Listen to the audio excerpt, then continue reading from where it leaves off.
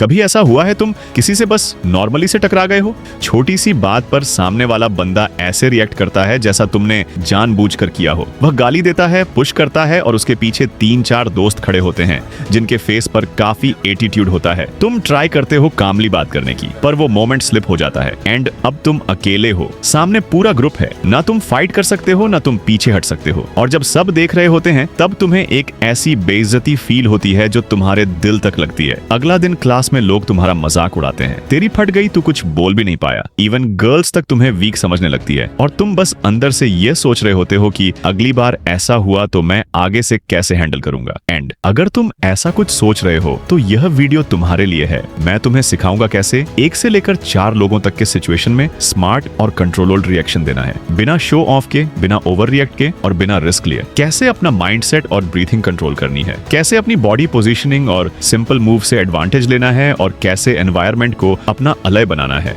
और सबसे इंपॉर्टेंट एक शॉर्ट प्रैक्टिस प्लान जिससे तुम्हारा रिएक्शन नेचुरली स्ट्रांग बन जाए। बट रिमेंबर, अगर सिचुएशन लाइफ थ्रेटनिंग हो तो escape is not cowardice, it's smart. लेकिन अगर कॉर्नर्ड हो तो तुम काम फाइट कर पाओगे। एंड डोंट वरी, अगली बार तुम टारगेट नहीं बनोगे। Mindset and breathing control. सबसे पहला स्टेप, रिएक्ट मत करो, रिस्पॉन्ड करो। जब कोई तुम्हें बम्प करता है या प्रोवोक करता है, उस सेकंड में तुम्हारा रिएक्शन ही डिसाइड करता है कि तुम टारगेट बनोगे या नहीं। ज्यादा लोग या तो फ्रीज कर जाते हैं या इंस्टेंटली अग्रेशन में आ जाते हैं। दोनों ही गलत है। क्यों? क्योंकि जब तुम फ्रीज करते हो सामने वाला सोचता है ये डर गया, और जब तुम ओवर रिएक्ट करते हो वह तुम्हें इजीली मैनिपुलेट कर लेता है। सॉल्यूशन क्या है? Breathing control. एक डीप ब्रीथ लो, सिर्फ एक। ये तुम्हारी बॉडी को काम सिग्नल देता है। शोल्डर्स रिलैक्स करो, आंखों से कांटेक्ट रखो और अपनी वॉइस लो और क्लियर रखो। ऐसे मोमेंट्स में लाउड बोलना स्ट्रेंथ नहीं दिखाता, कंट्रोल्ड दिखाता है। बस इतना सिंपल सा स्टेप, एक ब्रीथ और एक आई कांटेक्ट 50% सिचुएशन न्यूट्रल कर देता है। अब तुमने अपना कंट्रोल दिखाया, पर बॉडी का पोजीशन भी इक्वली इंपॉर्टेंट है। अगर तुम्हारा स्टेंस गलत है, एक सिंपल पुश भी तुम्हें ऑफ बैलेंस कर देगा। अब अगले पार्ट में देखते हैं कैसे खड़े होना है और कैसे मूव करना चाहिए ताकि तुम सेफ भी रहो और स्ट्रांग भी दिखो। Second, positioning and small move.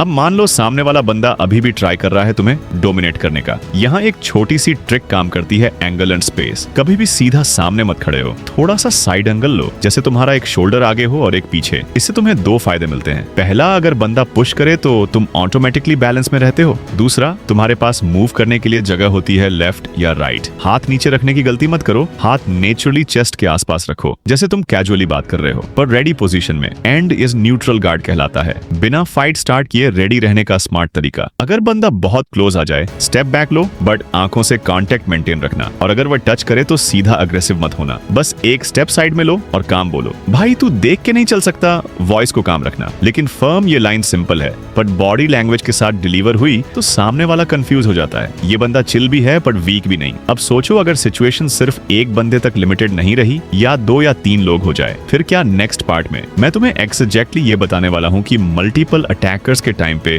क्या स्मार्ट मूव्स करने चाहिए। Third, handling multiple attackers. जब ग्रुप इन्वॉल्व हो जाता है, सबसे बड़ा मिस्टेक लोग करते हैं, वो एक के पीछे फोकस करते हैं। पर रियल लाइफ में तुम्हें हर एंगल का ध्यान रखना पड़ता है। रूल सिंपल है, position yourself so that only one person can reach you at a time. अगर तुम ओपन स्पेस में हो तो वॉक के पास मूव करो। बैक वॉल के अगेंस्ट होने का मतलब है कोई तुम्हारे पीछे से नहीं आ सकता। फिर आंखों से क्विकली आइडेंटिफाई करो कि कौन लीड कर रहा है। यूजुअली जो सबसे ज्यादा बोल रहा होता है या पहले आगे बढ़ता है, उस पर फोकस रखो। बाकी साइड विजन में रखते हुए मूव करो। यहाँ एक और चीज काम आती है, मूवमेंट अवेयरनेस। तुम स्टैटिक खड़े रहते हो तो इजी टारगेट हो, थोड़ा साइड स्टेप्स लो, थोड़ा सर्कुलर मूव करो। इससे अटैकर्स को एडजस्ट करना पड़ता है और उनका कोऑर्डिनेशन टूट जाता है। और सबसे important, don't hit unless absolutely necessary. बस उन्हें रियलाइज करवाओ कि तुम स्केयर्ड नहीं हो पर रेडी हो। यह कंट्रोल्ड कॉन्फिडेंस सबसे बड़ा साइकोलॉजिकल बैरियर होता है। अब चाहे एक बंदा हो या 3, एक और चीज तुम्हारे फेवर में होती है, एनवायरनमेंट। अगला सेक्शन तुम्हें बताता है कि कैसे तुम स्कूल के कॉरिडोर्स, बेंचेस और वॉल्स को